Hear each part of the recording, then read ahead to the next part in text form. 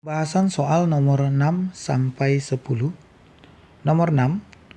Seseorang dinyatakan berstatus bipatrid apabila. Jadi ini adalah istilah dalam pewarganegaraan. Jadi harus dipahami dulu beberapa istilah yang digunakan dalam pewarganegaraan. Istilah tersebut beberapa istilahnya adalah, yang pertama kita coba memahami tentang ius soli. Yang dimaksud dengan ius soli adalah di mana warga negara ini mendapatkan kewarganegaraan ini berdasarkan tempat lahir atau tempat kelahirannya.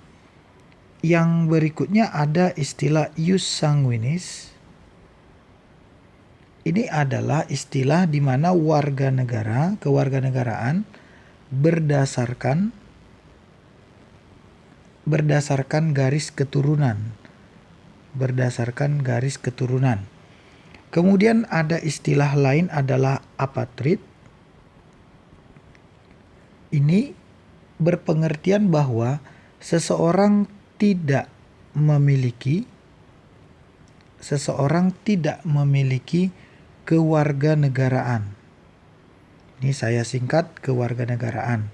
Sementara bipatrid ini berpengertian bahwa seseorang itu memiliki dua kewarganegaraan. Ya, sekarang kita pahami dulu supaya gampang. Untuk mengingatnya, ingat saja dengan kata ius soli. Soli itu ada huruf L-nya, ini juga ada L-nya, lahir. Sanguinis ada N-nya dan ini keturunan juga ada N-nya. Supaya bisa lebih gampang memahami. Kembali ke soal. Seseorang dinyatakan berstatus dua warga negara. Ini artinya dua, bipatrid. Apabila A. Ia dilahirkan di negara menganut ius soli dan sekaligus ius sanguinis. Jika seseorang lahir di negara yang menganut dua asas sekaligus, tentu satu asaslah yang dipakai. Maka ini dia mendapat satu warga negara, satu kewarganegaraan. B. Negaranya menganut ius sanguinis berdasarkan keturunan, tapi ia lahir di negara sanguinis. Tidak ada masalah, sama-sama sanguinis. Berarti ini juga satu warga negara. C. Negaranya menganut ius soli, kemudian dia dilahirkan di ius soli. Ya, tetap juga satu warga negara, satu kewarganegaraan. D. Negaranya menganut ius sanguinis berdasarkan keturunan, tapi dia lahir di negara yang ius soli. Artinya, negaranya masih mengakui dia sebagai warga negara, sementara dia lahir di negara yang mengakui bahwa yang lahir di negaranya adalah warganya, maka ini terjadi dua warga negara. Atau ini yang kita sebut dengan bipatrid. E. Negaranya menganut ius soli, di mana lahir itulah warga negaranya. Namun dia lahir di sanguinis, di mana mengakui warga negara dari keturunan. Sehingga jika anak itu lahir di negara ius sanguinis yang dari ius soli, tentu masing-masing tidak mengakuinya lagi. Maka ini menjadi tanpa warga negara, kewarganegaraan atau bersifat apatrid.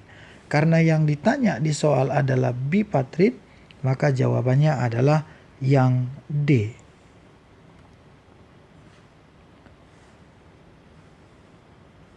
Soal yang nomor 7. Hak untuk memberi kesempatan kepada suatu negara dalam memberikan perlindungan kepada warga negara asing yang melarikan diri disebut dengan titik-titik. Jadi kita harus memahami hak-hak yang ada di pilihan jawaban. Jadi arti dalam pilihan ini dimulai dari yang A. Ini disebut dengan hak ekstrateritorial ini hak yang berhubungan dengan wilayah. ekstrateritorial. Maksud dari hak ini adalah hak kebebasan diplomat, para diplomat atau diplomatik terhadap daerah yang menjadi perwakilannya,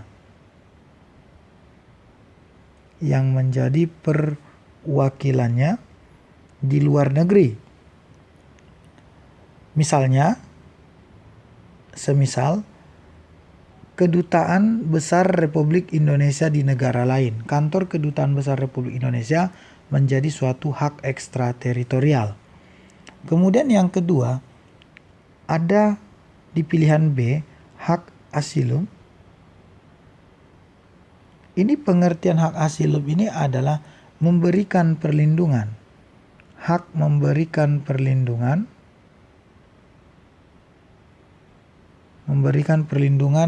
kepada warga negara asing.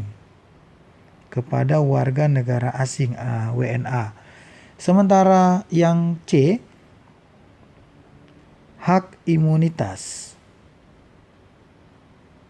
Hak imunitas ini berpengertian adalah hak yang kebal atau tidak dapat dituntut.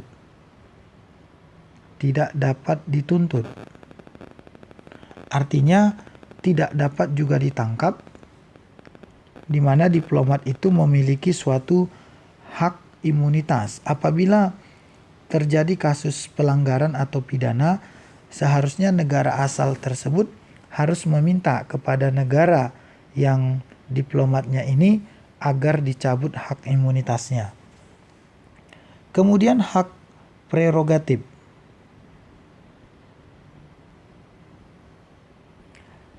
Hak ini disebut dengan hak istimewa karena hak ini dimiliki oleh kepala negara. Hak istimewa kepala negara. Hak istimewa seorang kepala negara seperti presiden dan sebagainya dalam hal seperti memberi gelar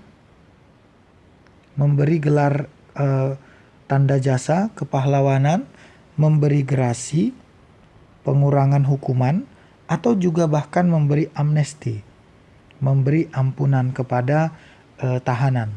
Itu adalah hak prerogatif. Kemudian yang terakhir ada hak yuridiksi. Hak yuridiksi ini adalah hak negara dalam mengatur. Hak negara dalam mengatur individu atau juga mengatur peristiwa pidana,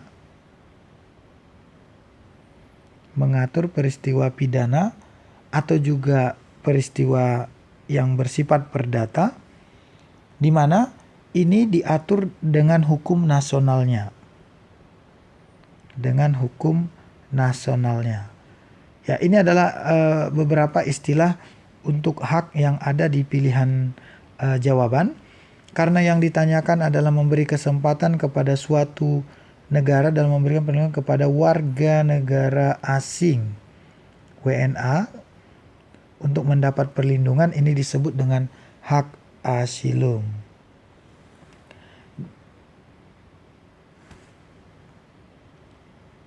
Soal nomor 8. Bila seorang anak dilahirkan di Indonesia dari perkawinan yang sah, ayah warga negara asing dan ibu warga negara Indonesia, maka si anak akan menjadi warga negara apa? Untuk menjawab soal ini, maka dasar teorinya adalah Undang-Undang Nomor 12 Tahun 2006. Undang-undang ini adalah tentang warga negara. Lebih spesifiknya kita perhatikan di pasal 4-nya, di mana di pasal 4 kalau disimpulkan bahwa anak akan menjadi warga negara Indonesia. warga negara Indonesia jika. Nah, jika maka kita lihat anak ini dia akan menjadi WNI jika, ini adalah kesimpulan dari pasal 4. Yang pertama, jika ayah dan ibu si anak ini adalah warga negara Indonesia otomatis. Kemudian, jika ayahnya yang warga negara Indonesia, sementara ibunya adalah warga negara asing, tidak masalah. Kemudian, jika ayahnya kebalikannya warga negara asing, namun ibunya yang menjadi warga negara Indonesia, ini juga tidak ada masalah, tetap anaknya WNI. Kemudian, jika seorang anak lahir, yang pertama dia lahir di Republik Indonesia. Kalau dia lahir di Republik Indonesia, ini ayah dan ibunya tidak diketahui, maka dia akan dianggap menjadi warga negara Indonesia. Atau juga jika saja ayah dan ibunya ini tanpa memiliki kewarganegaraan, maka tetap anak ini akan menjadi WNI. Dan yang apabila seorang anak lahir di luar negeri, anak lahir di luar Republik Indonesia, di luar negeri maksudnya, ini yang tetap menjadi WNI adalah apabila ayah dan ibunya ini adalah WNI. Misalkan ayah dan ibunya bekerja di luar negeri, anaknya lahir sementara ayah dan ibu adalah WNI, itu tidak masalah, tetap dia akan menjadi warga negara Indonesia.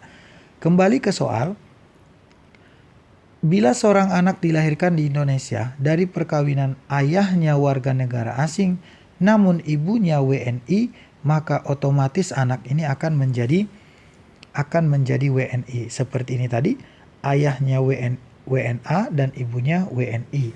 Maka jawabannya adalah yang D.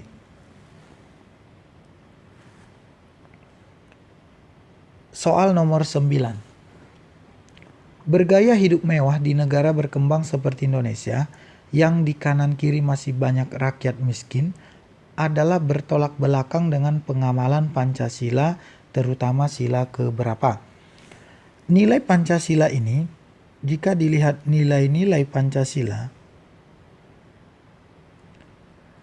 kita lihat kesimpulan sederhananya. Sila pertama, tentu ini adalah konsep yang berhubungan dengan ketuhanan, berhubungan dengan agama, berhubungan juga dengan ajaran agama, dan berhubungan dengan toleransi umat beragama. Ini adalah konsep dari sila pertama.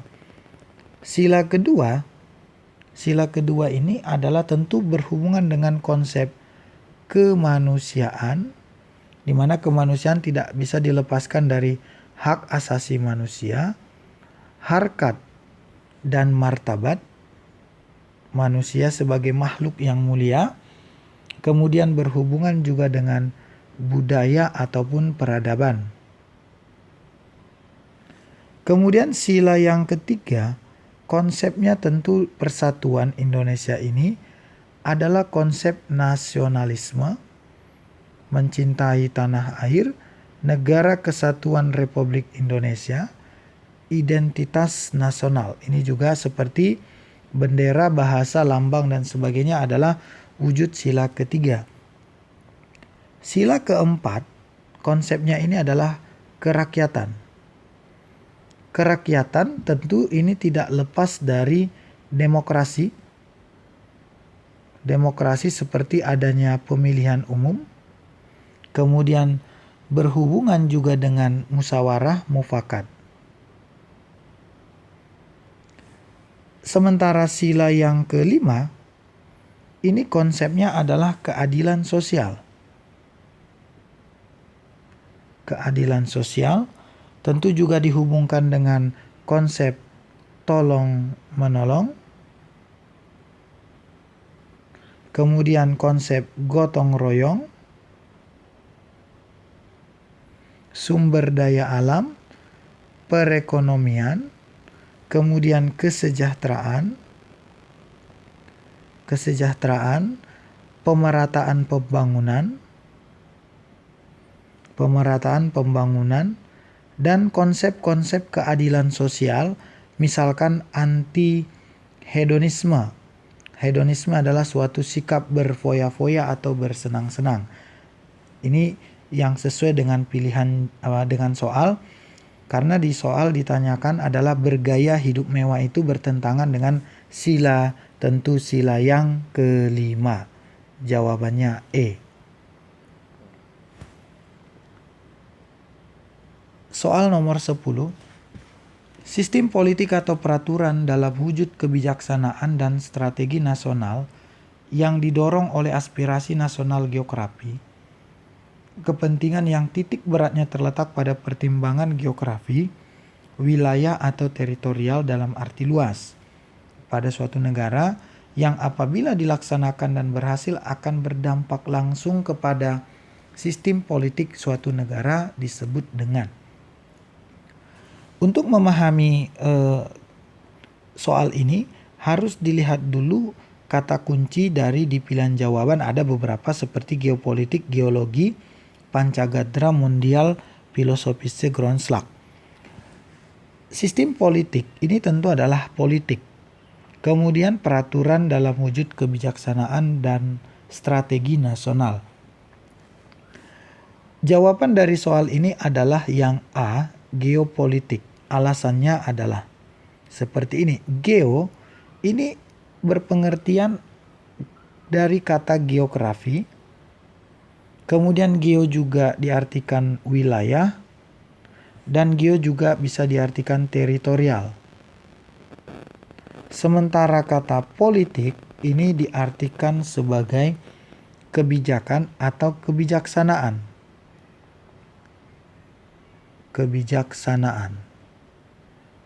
Ya. Ketika kata ini digabung, geopolitik, maka tentu berpengertian menjadi kebijakan atau kebijaksanaan, kebijakan yang berdasarkan pertimbangan pada geografi atau wilayah atau juga teritorial. Di dalam soal ada dikatakan sistem politik, peraturan-peraturan dalam wujud kebijaksanaan, dan strategi nasional didorong oleh aspirasi nasional geografi, kepentingan titik beratnya pada geografi, wilayah, dan atau teritorial. Maka jawabannya tepat yang geopolitik. Bagaimana dengan geologi nasional? Ini sepertinya istilah ini salah karena tidak ada istilah geologi. Geologi adalah ilmu tentang bumi. Pancagatra, yang dimaksud dengan Pancagatra di pilihan jawaban yang C, ini ada 5 lingkungan yang disebut dengan Ipolexosbud Hankam. Dan kalau ini dipanjangkan, I-nya ini adalah ideologi. Ini adalah ideologi. Sementara huruf Po ini adalah politik. Pol politik ya. Sementara E ini adalah ekonomi. Dan keempat adalah sosial budaya. Dan yang terakhir adalah pertahanan dan keamanan. Tentu bukan jawabannya, tidak sesuai dengan soal. Mondial ini berarti global. Mondial berarti global, ini juga tidak sesuai dengan kalimat di soal. Dan filosofische Grundslag adalah suatu filosofi negara yang dipaparkan oleh Soekarno, yaitu konsep kepada Pancasila. Jadi bukan jawaban yang sesuai dengan soal di nomor 10. Maka jawabannya adalah yang A. Ya, itulah nomor 6 sampai nomor 10 pembahasannya. Kita akan lanjutkan di video berikutnya ke nomor 11 sampai ke nomor 15. Terima kasih atas perhatiannya.